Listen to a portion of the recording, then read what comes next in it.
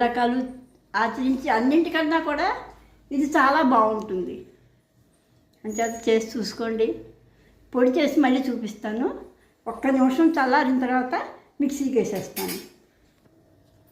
ఇంకో మనం ఇలాగా మిక్సీ చేసేసుకుని చక్కగాను మరీ ఎక్కువ మరీ లక్కలా కాకుండా చేసుకుంటున్నట్టయితే